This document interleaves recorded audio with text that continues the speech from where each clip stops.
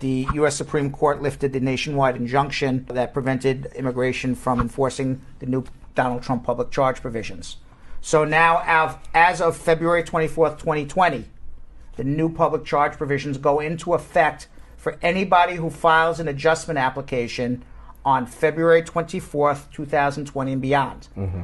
If you feel you are going to have a public charge problem, you better get your adjustment application in before February 24th. You will fall under the old rules. You got about 2.5 weeks. For those who already have their adjustments filed or have pending adjustment cases, you're okay. It only takes effect for people who file their adjustments after February 24th. Mm-hmm. So what is these new rules? Well, in the old rules is you just have to show you're 125% above the poverty level. Now, you not only have to show that's step one, because there's a step two. Step one is show you're 125% above the poverty level.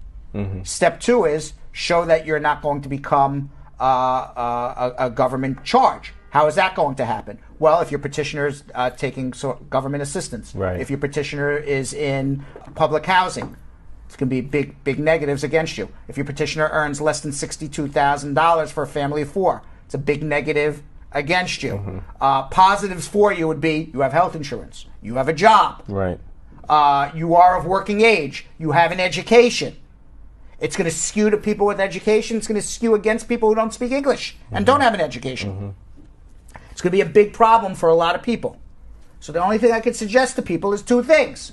Get your application in before February 24th and get yourself a good lawyer. Yeah. Trump is now also has travel restrictions to a lot of, and we have a lot of our friends in the Brad Squad are part of this, unfortunately. Two of my countries. Two of your countries. My mom and my dad's country is Nigeria.